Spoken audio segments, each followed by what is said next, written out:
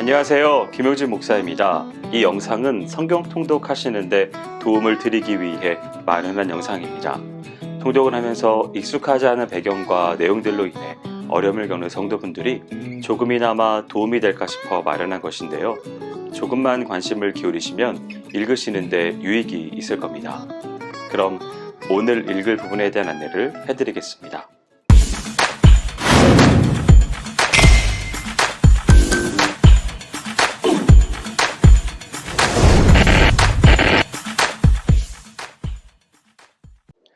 오늘 읽을 본문은 마태복음 28장과 마가복음 16장입니다. 마태복음 28장은 메시아로서의 예수님의 행적을 신앙 고백적 자세로 기록한 마태복음서의 대단원의 마무리입니다. 여기서는 십자가 처형을 당하여 죽어 장사 지낸 바 되신 예수님께서 향후 모든 택한 자의 사죄와 부활의 소망에 대한 구속사적 확증이 되시기 위하여 죽음을 이기시고 부활하신 지상 최대의 사건을 기록하고 있습니다.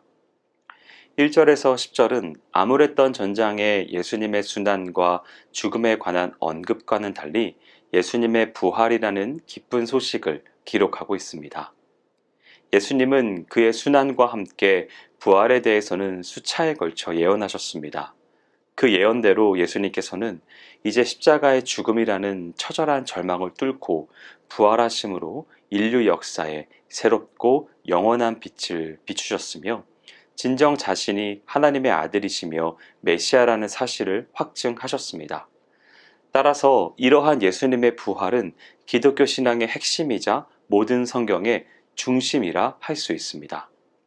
11절에서 15절은 예수님의 부활 소식을 전해들은 유대 종교 지도자들의 반응을 언급하고 있습니다. 제자들이 예수님의 시체를 훔쳐갈까 두려워하여 무덤을 임봉하고 파수꾼까지 세웠던 유대 종교 지도자들은 정작 예수님께서 부활하셨다는 소식을 파수꾼들로부터 전해 듣자 크게 당황해했습니다.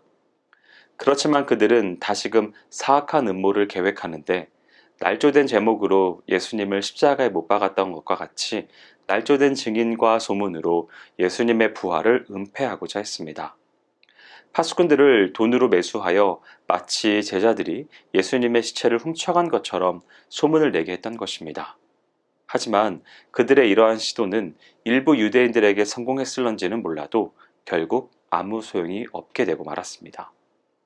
16절에서 20절은 부활하신 예수님께서 승천하시기 직전에 제자들을 향해 주신 지상 대명령을 소개하고 있습니다.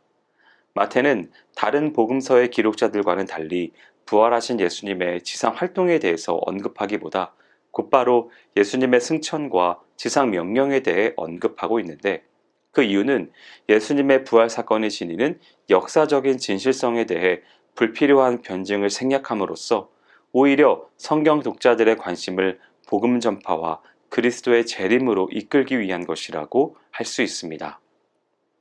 한편 본문에 소개되는 예수 그리스도의 지상 명령은 부활하신 주님의 권세를 힘입어 세상 모든 족속을 제자로 삼으며 침례를 베풀고 예수님의 삶과 가르침에 순종하며 살아가도록 가르치는 것입니다.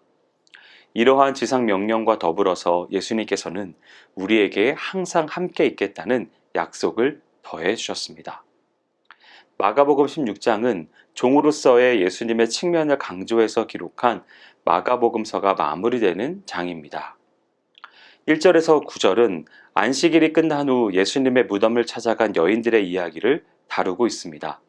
그들은 부활에 관한 예수님의 예고를 들었음에도 불구하고 이를 믿지 못한 채 엄청난 슬픔과 시리에 빠져 있었습니다. 그러나 정작 그들이 예수님의 무덤에 이르러 본 것은 예수님의 시체가 아니라 천사였습니다. 예수님은 이미 자신이 예고하신 대로 부활하셔서 무덤에 빠져나가신 상태였습니다. 그래서 예수님의 무덤은 비어 있었고 천사만이 예수님의 영광스러운 부활 소식을 전해주기 위해 빈 무덤을 지키고 있었던 것입니다. 이러한 부활의 사건은 예수님이 진정 모든 인류가 속박당했던 사망의 권세까지도 물리치시는 하나님의 아들이심을 보여줍니다.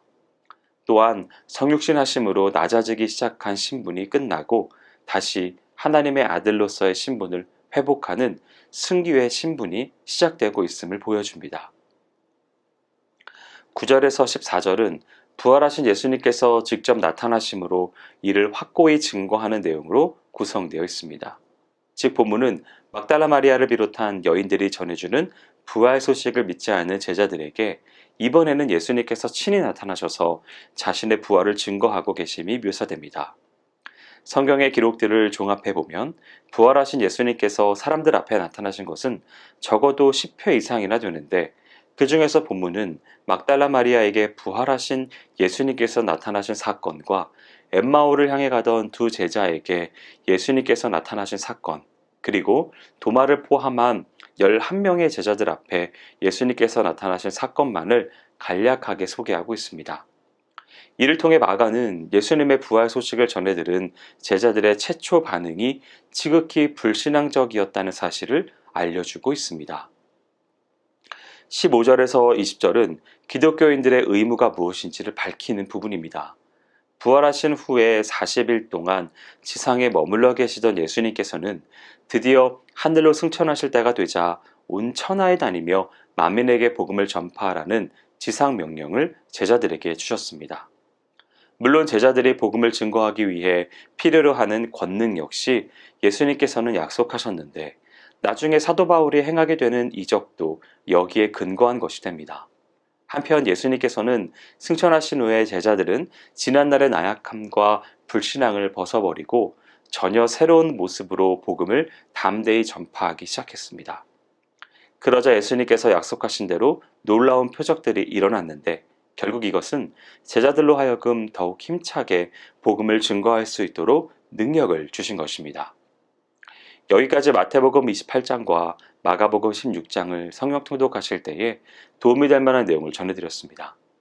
혹시 이 외에 질문이 있으시거나 나누고 싶은 이야기가 있으시면 밴드나 댓글로 달아주시면 필요한 도움을 드리겠습니다. 그럼 내일 다시 만나도록 하겠습니다. 통독 화이팅 하세요.